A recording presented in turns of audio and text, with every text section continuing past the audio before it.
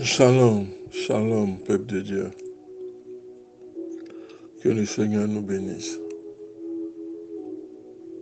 et que sa grâce repose sur notre vie. Nous allons avoir un temps de jeûne, un temps de prière. Et nous allons commencer le 19 septembre. 3 jours de jeûne, 3 jours de prière. Nous allons rester dans un temps de prière, dans un temps de jeûne, jusqu'à la fin de l'année. Alléluia.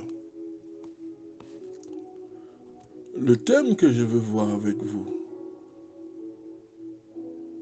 en entendant Apocalypse 22, verset 20. Le thème que je veux voir avec vous, en entendant Apocalypse 22, le verset 20. Amen.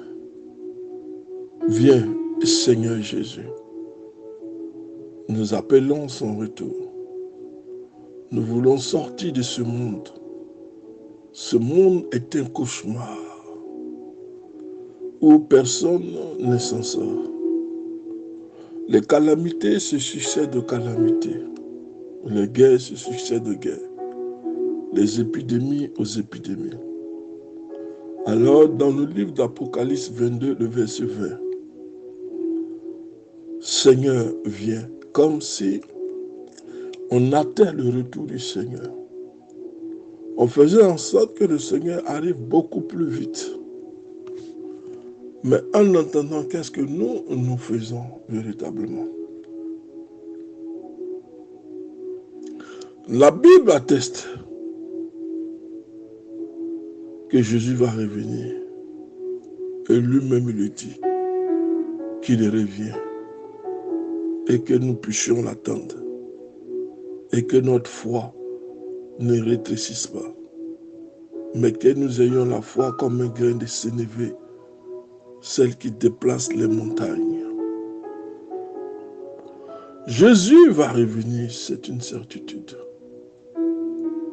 Cette annonce, si elle porte en elle-même tous les espoirs des chrétiens, demeure tout à fait incompréhensible pour la plupart des contemporains. Parce que beaucoup n'attendent pas le retour du Messie. Lorsqu'on parle du retour du Messie, que le Messie reviendrait, c'est vrai que cela suscite une joie dans le cœur des chrétiens de voir un jour le Messie. Mais le monde, nos contemporains n'ont pas la même vision spirituelle que nous. Pour eux, le Messie, c'est une fable. Comment quelqu'un vous dit attendre depuis près de 2000 ans, mais la personne ne vient jamais. Mais la Bible nous dit que ce n'est pas à nous de savoir les temps fixés par le Seigneur lui-même.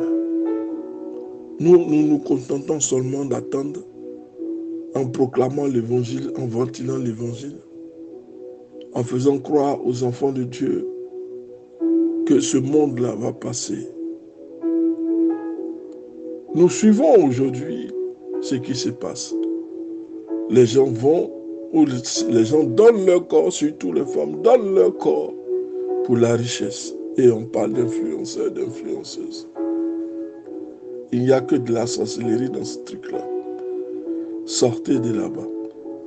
Prenez votre temps à lire la Bible, sinon à enseigner, à prêcher la Bible. Le monde contemporain nous prend pour des fables. Ils se moquent de nous. Ils disent que le Christ ne reviendrait pas. Et il n'y a que dans les œuvres de fiction que des personnes disparues reviennent dans le monde des vivants. Pour eux, ce ne sont que des fables. Quand on leur dit ça, pour eux, nous avons lu trop de livres de fiction. Mais quand le Seigneur viendra, le problème c'est que ça sera déjà trop tard. Il n'y aura plus de sentiments. Frère, pendant que tu vis, c'est le moment d'exhorter. C'est le moment de parler du Seigneur, de parler de lui. C'est le moment d'exhorter, parler de Dieu Tout-Puissant. Parce que quand il viendra, ça sera trop tard. Les gens pensent que c'est une fable, c'est une fiction. C'est dans les livres ou dans les œuvres de fiction que les personnes disparues reviennent. Alors que Jésus lui-même a évoqué son retour. Non seulement en ressuscitant le 3e jour et en sortant du tombeau, mais en parlant avec ses disciples avant son ascension. Dès lors, et depuis près de 2000 ans, les croyants attendent, espèrent et parfois même prévoient. Du temps de l'apôtre Paul déjà, les premiers chrétiens étaient persuadés que le Seigneur reviendrait de leur vivant. Et Paul lui-même le disait, il aimerait voir le retour du Seigneur de son vivant. Il exhortait, il encourageait même la génération sur laquelle tomberait le retour du Seigneur. Il enviait Paul, il enviait cette génération. Parce qu'il s'est dit que ce sont des personnes qui vont voir Christ de leur vivant. Donc Paul exhortait beaucoup cette génération. Parce que beaucoup de chrétiens voulaient voir le Messie de leur vivant. De siècle en siècle, de génération en génération, le retour du Messie est attendu. Il est réclamé, il est signalé. Et notre époque ne déroge pas à cette attente. Parce que le Messie revient bientôt. C'est juste que le mot bientôt a une durée impossible à mesurer ou à définir. Quand il dit que je reviens bientôt, nous ne savons pas exactement son arrivée. Mais nous avons une certitude. C'est que le Messie reviendra. Et cela, personne ne peut le discuter. Parce que les temps viennent où il va se révéler dans des théophanies puissantes, c'est-à-dire la révélation de sa personne. Des gens vont le voir dans toute sa gloire et sa splendeur. Des gens vont voir le Seigneur, les apparitions du Seigneur. Ils vont voir ces apparitions. Qu'en théologie, on appelle les théophanies. Parce que Christ arrive bientôt. Ceux qui ne croient pas à son retour, ça sera la désolation, la catastrophe. Des pleurs, des grincements des dents. C'est le moment de donner sa vie au Seigneur, de la mettre en ordre vis-à-vis du Seigneur et de croire que le Messie viendrait et nous ferons un avec lui. Alléluia. Le mot bientôt n'est pas défini.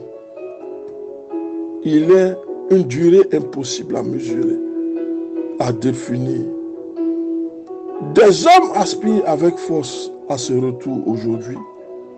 Peut-être parce qu'ils pensent le temps de la fin venu, ou qu'ils souffrent de détresse dans lesquelles le monde sombre. Peut-être parce qu'ils attendent une délivrance de la maladie ou la fin des circonstances dramatiques dans lesquelles ils vivent. Peut-être parce qu'ils n'en peuvent plus d'être persécutés ou qu'ils subissent la guerre, la famine, une catastrophe naturelle. Tous ces événements appellent certains à hâter le retour du Seigneur du Messie. Yoshua revient. Le monde n'offre plus de solution. Le monde est en train de se détruire. La terre attend avec un ardent désir la révélation des fils de Dieu. la terre a été souillée par toutes sortes de sacrifices humains comme de sacrifices animaux. Tout a été sacrifié. Le sang a coulé. Les adorations, l'idolâtrie n'a pas cessé. Au contraire, ça s'est multiplié. Seigneur, viens nous prendre. Les gens n'en peuvent plus dans leur souffrance. Ils n'en peuvent plus la maladie. Ils n'en peuvent plus la guerre, les calamités. Ce sont les prémices du retour du Christ. Cela doit nous montrer que le Seigneur arrive. Beaucoup prient ainsi parce qu'ils n'en peuvent plus. Du coup, leur prière surgit comme un appel vibrant. Seigneur, reviens. Reviens vite. Il est évident que le retour du Seigneur sera une délivrance pour ceux qui croient en lui. Chacun de ceux-là peut aspirer légitimement à cet instant où tout changera de façon positive et de façon définitive. La délivrance de certains sera l'écrasement de beaucoup d'entre eux.